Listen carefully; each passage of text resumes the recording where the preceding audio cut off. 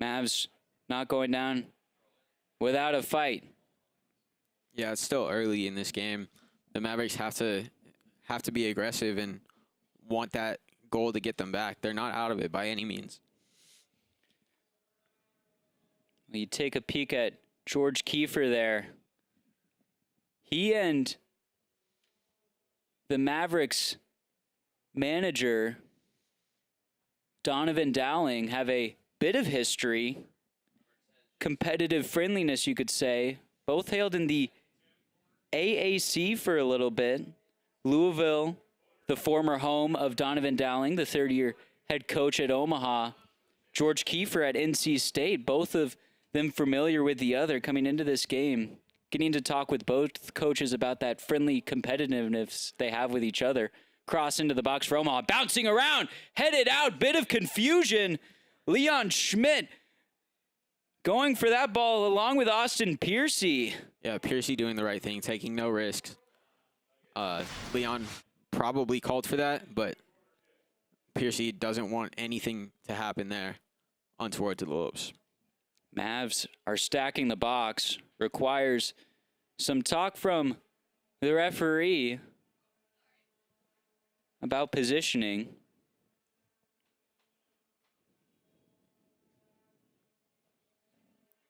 Cross incoming for the Mavs. Into the box. Header. Popped it up a little too high. Leon Schmidt gloves it and falls down on top of it. But when talking with both coaches, especially Coach Donovan Dowling, he mentioned how he helps coach at George Kiefer's camps. So to be able to have that camaraderie, not just within conferences, but maintaining that outside of conferences, it truly is nice to see how small the NCAA soccer world is. Yeah, both coaches just trying to develop the American game. Doing that by coaching camps together. Munoz and Nudernucci playing ping pong over on the far side of the field. If there's one manager that knows how to develop, it is Dowling. That feed up finds Hassan to Nudernucci. What a shot! Goal! Oh my goodness! Did that just happen? What a shot! What a goal! Nudernucci with the touch and the whip strike with such pace and low away from the keeper. Salah had nothing he could do there. Purple smoke won't do him justice. Call your mama, call your dada, call your Aunt Linda. Tell them to turn on SportsCenter tonight and watch Top 10 for that goal. Do your dance, Nudernucci. Do your dance, Nudernucci. My goodness. Incredible how he's able to control that first touch and whip around, getting the right technique to beat Salah between the sticks. That's fantastic. Wow. Nudernucci's fifth on the season came as a beauty. Lopes are up 2 before 20 minutes. The Havocs, which have packed the far stands and are popping purple smoke, have been treated to a show they had no idea that was coming. Oh, my goodness.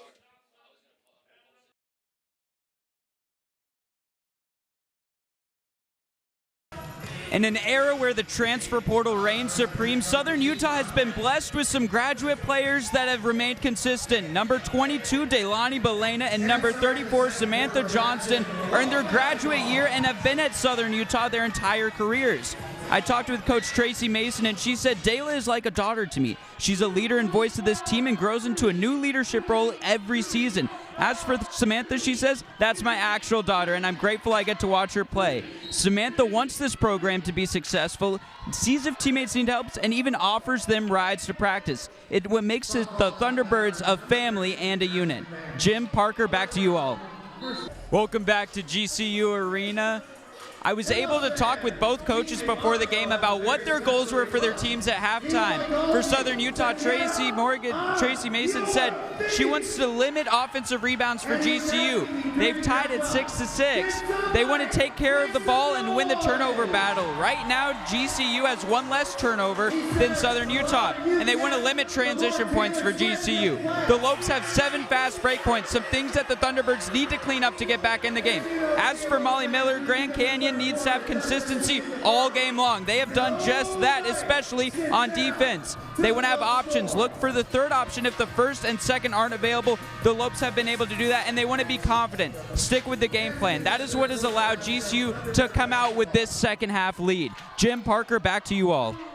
She committed to this school as a freshman, and now Tiara Brown is the all-time leader in rebounds for Grand Canyon University. She has had a storied career here in the purple and white and will continue to do her stuff the rest of this season. Congratulations to Tiara Brown.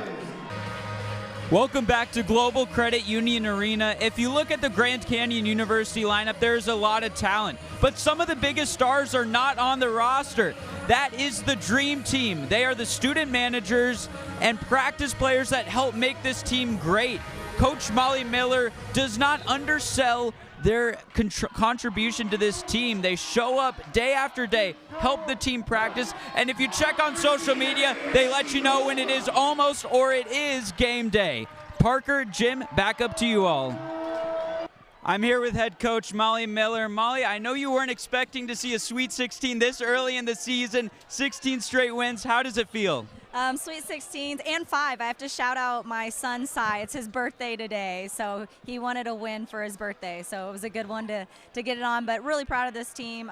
The way we prep for every game is really important, no matter who we're playing, where we're playing. It matters to this team, and so I thought we did a good job. We had a really good 2 days of practice, and that kind of showed on the court tonight.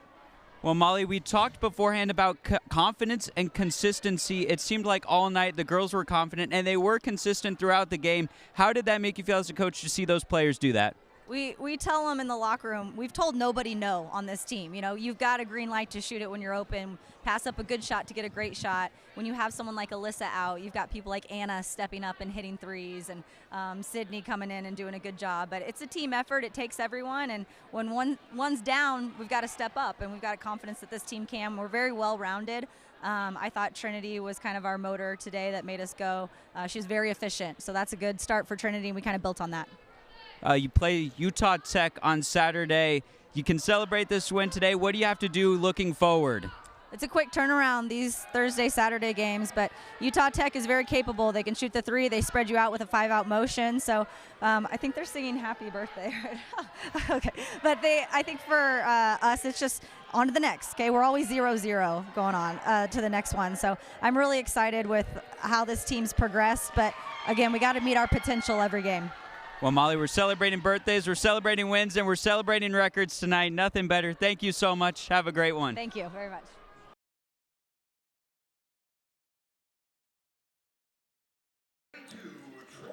I'll bring up Troy Sanders, the sophomore who's made his way into this top third of Grand Canyon's lineup. Hit second yesterday, and against Nebraska, hit second as well. That was back on Monday. Sanders, only a sophomore, really grown into his role at Grand Canyon. Takes the first pitch from Mack. We were talking about Mack and his rankings.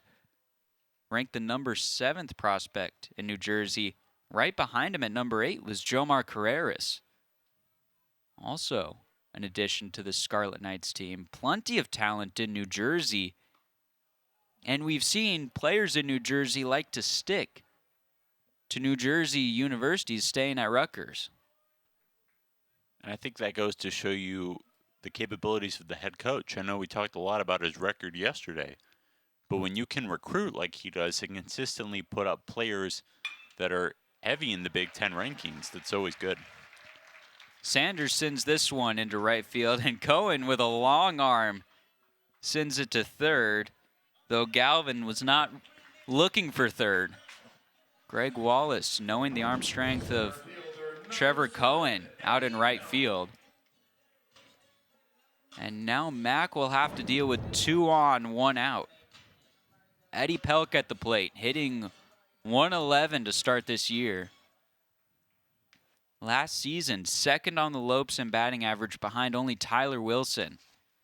The Tyler Wilson who is currently in the New York Yankees organization. First pitch to Pelk misses outside. Pelk, hit by a pitch, his first plate appearance, came around to score, his second time this weekend that has happened.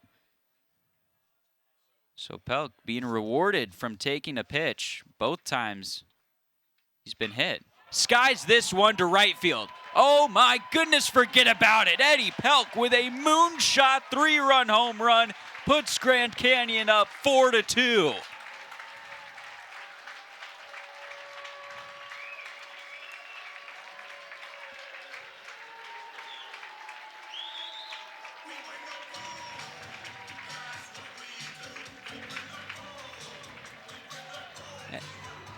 Eddie Pelk has been a bottle of pop that has been shaken and has been ready to explode all season, and we saw it right there. When coming into the season, it's only hitting 111. He was better than that last season. Obviously, again, it's early, but you expect more out of him. And it was just in a moment like this for him to, well, let's be honest, he brought the boom in that moment, sure enough, over the wall to give GCU the lead back.